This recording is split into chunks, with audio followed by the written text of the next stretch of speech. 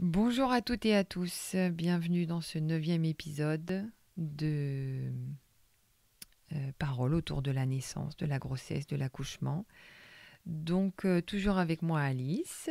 Bonjour Alice. Bonjour Camille et bonjour à tous. Pour ce 9e épisode qui sera un dernier épisode qui va clôturer nos causeries et nos paroles.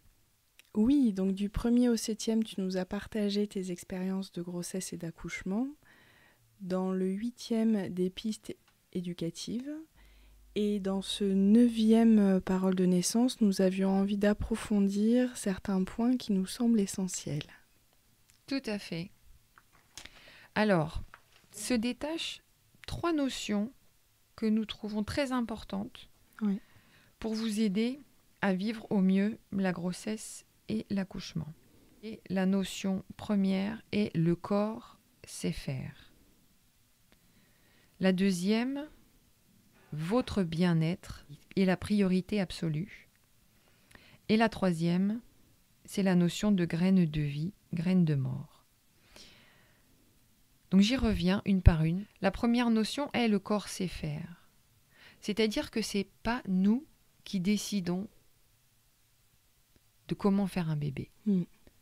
On peut décider de recevoir un bébé, mais on ne peut pas décider quand on va tomber enceinte. On peut s'ouvrir à ça.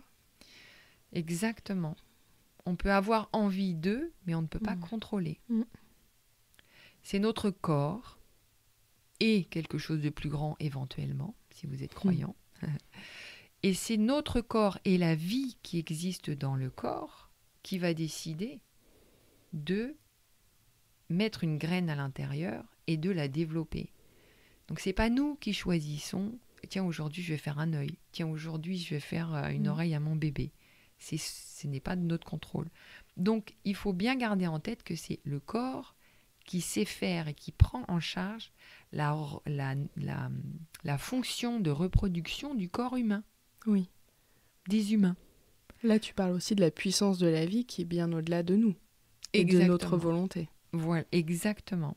Et il y a plein de choses qu'on ne peut absolument pas contrôler. Donc nous, on est un nid, on reçoit la vie et on a juste à laisser faire le processus. Ça commence au moment de la conception, mais c'est tout aussi valable à la sortie.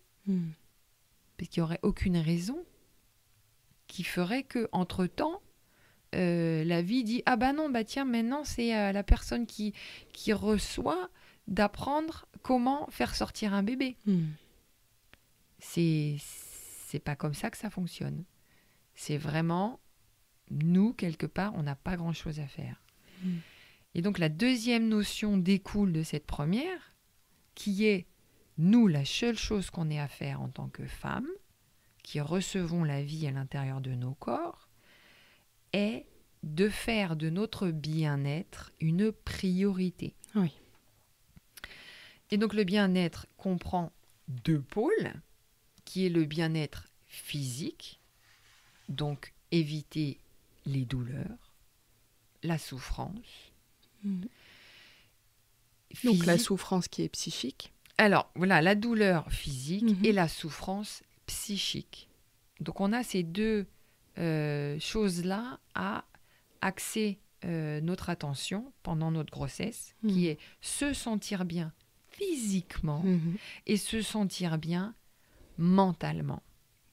Émotionnellement, mentalement. Voilà, dans nos émotions et dans nos mentales, dans notre mental.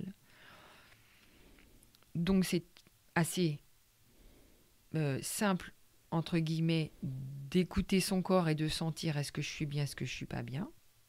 Si je suis bien physiquement, bien installée, je me sens bien dans mon corps.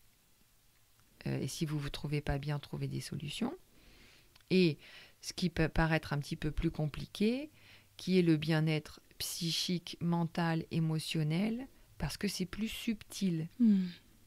Et parfois, on ne se rend pas compte qu'on n'est pas bien, qu'on n'est pas à l'aise de ce niveau-là. Et oui.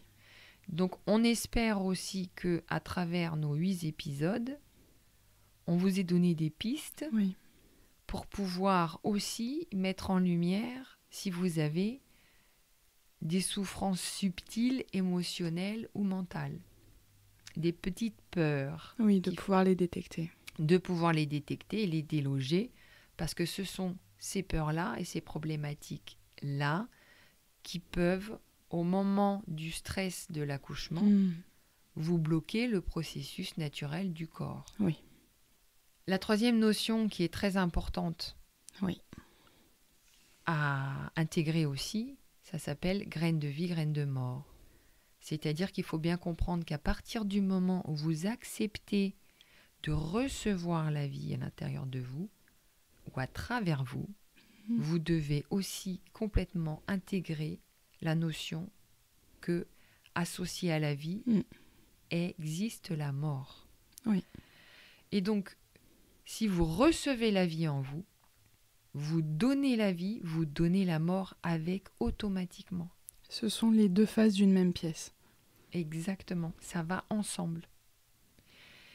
Et donc, vous devez être prête que vous recevez la vie dans votre corps, et c'est pas nous qui décidons à quel moment la vie va s'éteindre.